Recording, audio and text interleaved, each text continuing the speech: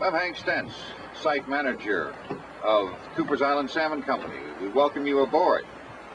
I'm going to show you a little bit about salmon farming, and it's a new industry, of course, in the down east Maine area, new to the Cobscook area, and northeast Maine. There's a lot involved in salmon farming.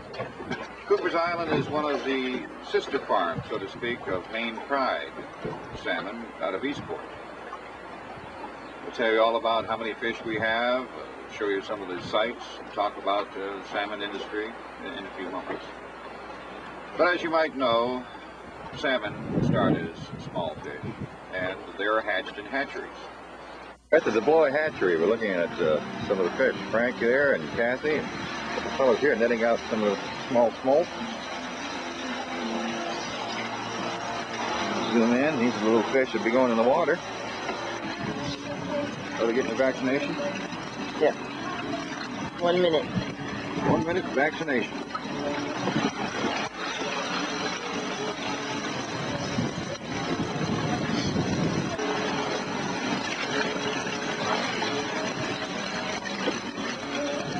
They just have a little oxygen bubbler in there. A little bubbler. These tanks here. Again, this is a documentation of the Lubec hatchery of the fish that we'll be receiving for our smolts, our 80,000, roughly 80,000 fish. Cooper's Island, Frank, a bird's eye view, so to speak, in our barge here that we use for storage of the salmon pens. Panning across to the right, of course we're looking at the north now of our 14-cage string, and on the outside you'll see in the back distance through the rain on the windows, so we have 6 more cages out there that we plan to introduce smolts to. Another 6 cages due before too long to add to these, which will bring it down in this direction here. As I said, these cages down below are presently housing fish that range in size from half a pound up to 4 or 5 pounds. These cages here had our smolts in them, and at the present time our site contains approximately 100,000 fish. We'll zoom back out and across again. We're looking to the east and Eastport, to the Trade Center Boat School is in that direction over there. It's a rainy day today. We can't really get a view of too much through the rain that's on the windows. But our market fish that we have left, with about 25,000, are down in this general area here. These last 4 cages to the north contain approximately 6,500 fish apiece. These cages here below me are presently fairly empty. We are getting ready to transfer, and we'll see the transfer process before too long, transferring fish into those cages there. I'll get a view now of what it looks like when we put the fish in the water in these pens down there. Let's check that out. So this is a batch of fish right from this angle here. We'll just stand by, and they lower the exactix down in, and then they tip it. They put a bar on the back. They take off the top first. Okay, this will give us a pretty good vantage point of viewing the fish as they come through. Looking down to the water now, it's hard to see anything right now. The fish seem to be taken to the water quite well. Last time, as we said before, we had problems with the fish being over-oxygenated or very hyper. Now we watch this, and we'll probably run some of this in slow motion so you can get a better view where it zooms all the way in. The fish will be dipped out, pouring over through. There they go. They're now into the salmon pens.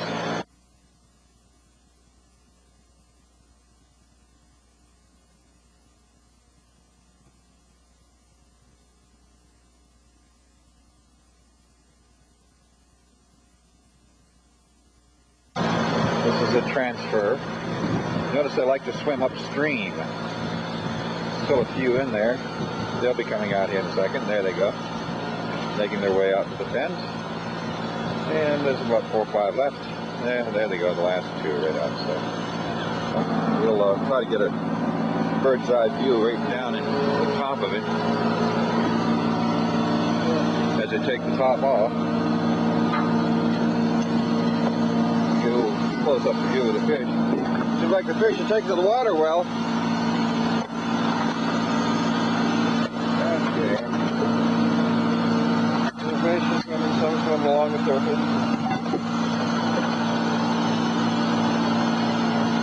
Oh, what's wrong with that guy? Dead. Okay, here goes. Tipping out.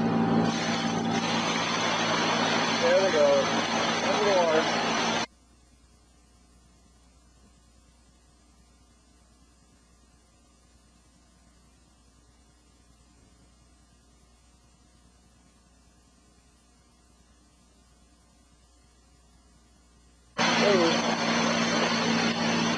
Look at the fish right here. They're just hanging right along the surface.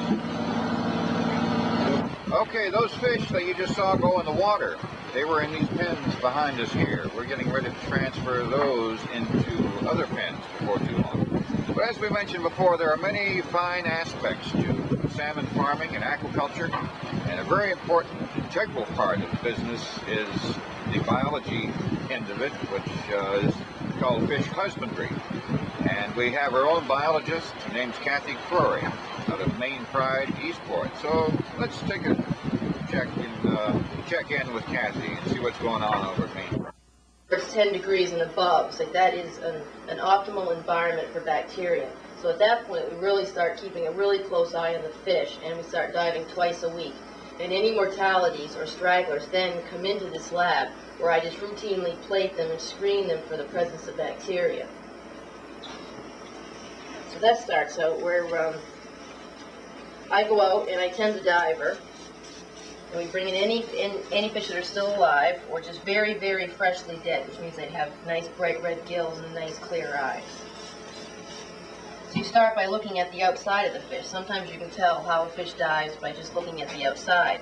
It's like, is his tail frayed off, or are there any lesions on his body, white dry lesions or pussy bloody lesions? Is he mechanically damaged? Does he have big gouges in him? Any of those things can indicate the reason why he died.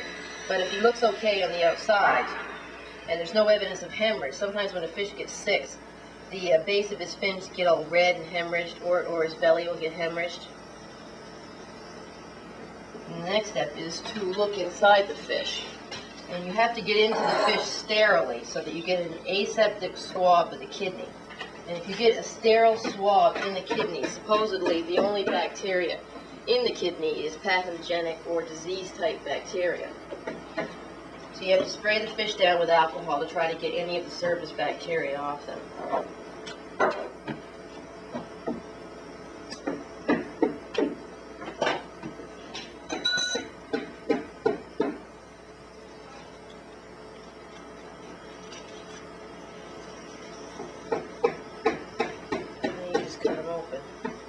Take a look at the inside of them. And here, it's like you're going to look at the organs, at the frozen organs. You're looking at the organs. You would look at the spleen, which is this thing right here. And the spleen should be nice dark red like this one is, and also have the sharp edges. If this is swollen or distorted, you know the fish is undergoing some sort of infectious process. Also, the liver is another area that you want to look at. Frequently, the liver will be off color. It should be kind of like an orangey to dark red color. Often the liver, you'll see petechial hemorrhage, just small little red dots in it, which means that the fish is trying to fight off an infection. Also, just the body wall of the fish, that sometimes shows evidence of hemorrhage as well. And then this is the kidney, the dark organ which lies along the backbone. That's the kidney, and that's the organ you want to get into sterilely.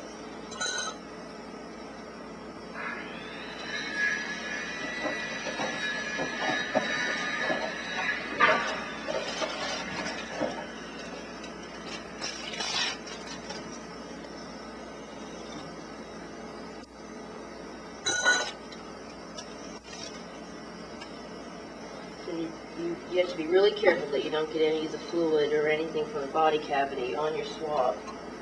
And then you're just streaking these onto an agar.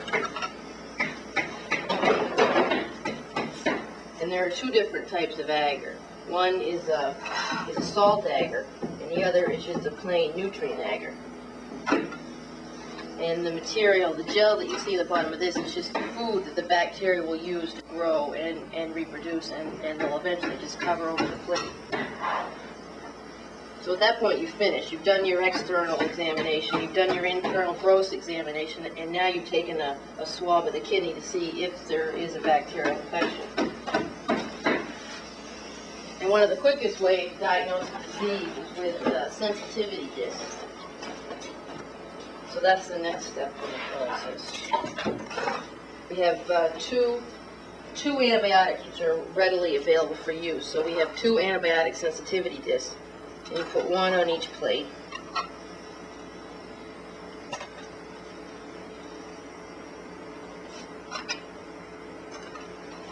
And you have to be real careful to keep the air covered at all times because there's bacteria in the air, there's bacteria everywhere, so you don't want to have any contaminating organisms get on the plate. And then the next sensitivity disc is a vibriostat disc, and this has a chemical on it. It's a pteridine, which the Vibrio is sensitive to, and it inhibits the growth of the Vibrio. So this is a really quick test to identify a Vibrio species. So at that point you're all done, and you just incubate these at anywhere from 21 to 23 degrees Celsius, or anywhere from 24 to 48 hours. And then depending on the level of the bacteria in the fish, it's like that will dictate how rapidly something will grow up onto the plate. And I streaked these out yesterday, and these are basically the 3 types of bacteria that we have here that cause problems. We have one, which is frunculosis, which will eventually, in a 48-hour period, will turn that plate dark brown like this one is. But see, you can see with the sensitivity disc that frunculosis is only sensitive to this type of antibiotic, which is Romet. It's not sensitive to the vibriostat disc, and it's not sensitive to the terramycin. So if you do have an organism growing up like this, it's like you would go in and treat the fish with Romet, and that's how you determine which antibiotics you're using. And then the other 2 organisms we have are Vibrio, and there's 2 Vibrio species at the moment right now. You can see this Vibrio, there's a nice big zone around the vibriostat disc, so you know that that's Vibrio right then. And then also you have zones around both the terramycin and the Romet disc, so you could go in and treat with either one of these antibiotics. But there also is a Vibrio species which is resistant to the terramycin. So you can see there's only a very, very tiny zone around that antibiotic. And also, it's hardly sensitive at all to this chemical which is on this disc, so you'd have to go in and treat these fish with Romet. Now as we pan around right to the right, there's our little cabin that we keep warm in the wintertime, our storage building, which we saw some views earlier. Panning around to the north, and you'll have to excuse the wind in the background, so I'll just speak up. This is our grading system we have in process now. There's a big moment we have the biggest system coming through the end of the pipe. And we're transferring them into this cage number 5. Looking back at the operation, that's what it looks like now. Until we get more sophisticated equipment, it's about the best we can do for right now. The grading. We have a few fish down here. In other words, these fish, these salmon, are about a year old, and they're just too small for their size compared to the other fish that we graded out. They were averaging 3, 4, 5 pounds, whereas these are just what we call runts, so they've been cast aside.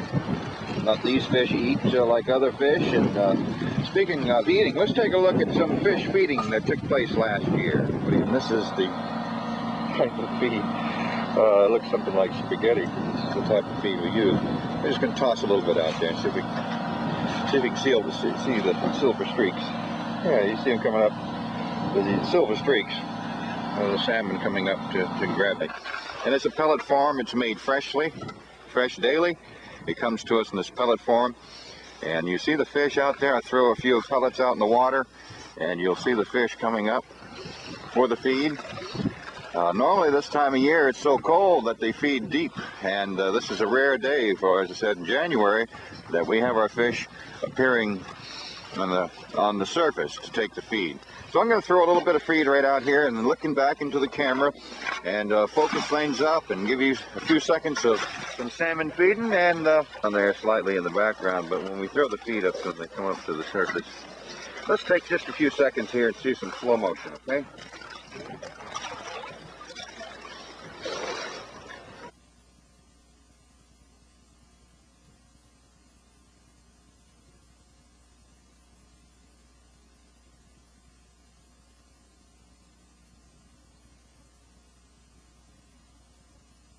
Now, out of the weather, here's the rain on the windowsills. But we keep warm in the wintertime especially. And you know, as we've stated before, that we have approximately 100,000 fish on our site now, with the addition of 12 more cages coming in within the next week. And then that series of cages running parallel to this 14 cages here will be introducing approximately 150,000 more smolts. So we'll have quite a charge of fish, as they say. But there's not only the transfer process, which we used before, but the grading process. If fish are of various sizes, we have to grade them according to size. And we did just that last summer. Let's take a look at that now. Putting them on this table, this grading table here, and the water that runs down. You can see the fish. Small runts we're putting down here, throwing these away, anything roughly 100 grams and below. Got counters down here. There's Leos on the other side. They're counting the large fish. Johnson's counting the small fish as they go through. Right, Jonathan? Yeah. Clicking off the fish as they go through and going down into the pen. Again, this is the medium and the smaller fish. Mike's over here weighing up samples, taking down data of average weights of the different size fish that goes in the pens. Instead, we're staining out of pen number 6 right now. Let's get a table shot here. The fish coming down. As we're sorting the fish, taking out the small ones, the medium small coming down this slot here, the larger fish going over here. Stocking our pens here, this pen here has approximately, will have about 9,000 fish to throw out. This pen on the backside behind Hank Merrill there is 11,000 fish. We've already seen that from these other pens. Just a view of the different sized salmon. We have to do this because of the various sizes. We have some large ones, some small ones. The runts, so to speak, the ones that have been in 2 years that haven't grown very much, they're right down here. So we're sorting them out to try to roughly get the standard sizes in the pen. You can see the final step to the salmon farm, of course, is harvesting the fish. That's always the fun part. We'll be harvesting approximately 25,000 fish here in the next few weeks. But we started this past winter harvesting our fish. Of the larger size, we tried to harvest fish that were approximately 8 pounds and above. So let's view that process.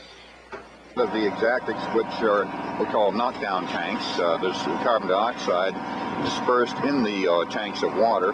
The fish go into those tanks, knocks them down a little bit, stuns them, and the big fellow there in the middle, Mike, is our cutter. He's our fish cutter. He cuts the gill, sort of the jugular vein, and then they go from there in through that pipe and into the exactics of ice and water. They bleed in the exactics on the vertical view. You can see that green pipe, the end of that pipe. The fish go down there, and they're bled in the water, and then the ice is added to the exactics, and then they go on to the processing plant after that. So let's just walk around here. They put about 15 fish in each one of these exactics, and then they bring them up.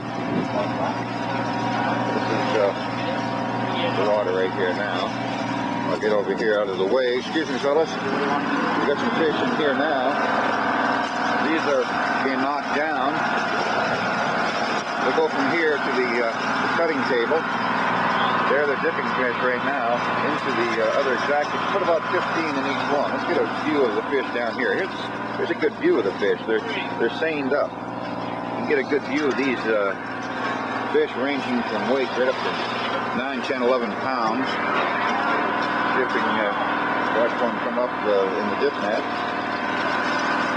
We'll follow it through. There's one there. Going into the knockdown tank. Another one there. He said these ones right here been knocked down and are now being put up on the table. Trying to get some views of this. Good sized fish here. There you go. There.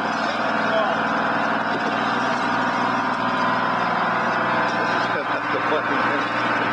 We'll get a view of this. You're doing pretty good there. You're getting to do it shut up. Right going in there. The dog is perfectly. That makes the cut on it. We go into the pipe. See the wiggle vein is cut. You want it to die, yeah.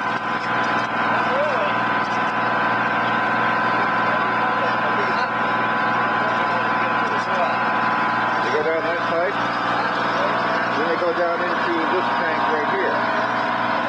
Just about the way we started, sitting in the aluminum boat, getting ready to head to shore. Another day's work done. So we want to thank you very much for joining us here at Cooper's Island Salmon Company. Come see us sometime. I hope you understand now that there's quite a bit involved in salmon ranching, and hope you enjoyed the program. So this is Hank Stence, site manager from Cooper's Island, saying adios. See you ashore.